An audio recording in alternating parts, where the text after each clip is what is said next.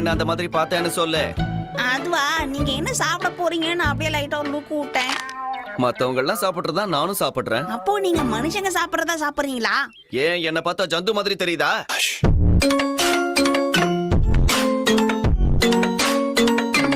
பெரிய பசங்களா எல்லாருக்கும் கிஃப்ட் கிடைச்சது இல்ல. இந்த கிறிஸ்துமஸ் ரொம்ப ஜாலியா கொண்டாடுங்க. அடுத்த வருஷம் கண்டிப்பா பாருங்க.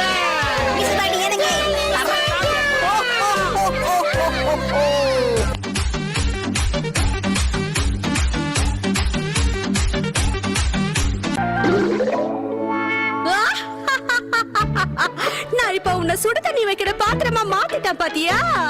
என்ன ஹீரோ குளிர்தா? நான் வேணா டீ போட்டு தட்டுமா? குடிக்கிறியா?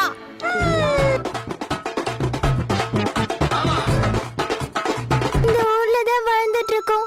பல ஆயிரம் வருஷத்துக்கு முன்னாடி இருந்தே இந்த ஊர் பனி பிரதேசமா தான் இருக்கு.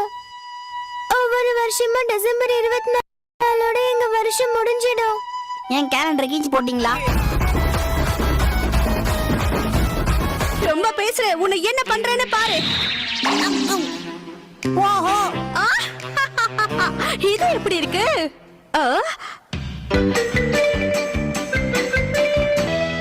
மச்சி சக்கா மேடம், உங்க காலு பார்க்க கரண்ட் கம்பம் மாதிரியே இருக்குது. இருங்க, ஒரு சைன் போடுறேன்.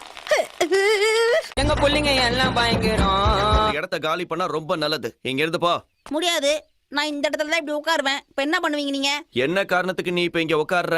காரணம் எல்லாம் ஒண்ணும் இல்ல. என் ஃப்ரெண்டு போய் என்ன இங்க தான் மீட் பண்றேன்னு சொன்னான். அதுக்காக தான் வந்து உட்கார்றேன். ஓகே, இதத்தான் என்ன காரணம்னு நான் உன்கிட்ட முன்னாடியே கேட்டேன். சுத்தி சுத்தி ஒரே தொல்லைங்களா இருக்கு. இப்ப நீங்க சாப்பிடுறீங்களா இல்ல நான் சாப்பிட ஆரம்பிக்கட்டுமா? எப்படிதான் நீங்க இப்படி தனியா தின்றீங்களோ? பின்ன என்ன உனக்கு கொடுத்துட்டு சாப்பிடுவாங்களா?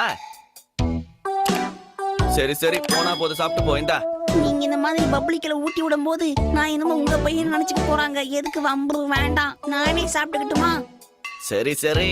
ஓ, ரொம்ப தேங்க்ஸ். நீங்க உண்மையிலேயே ஒரு மென்டல் மேன் தான். நான் ஆரம்பிக்கட்டுமா?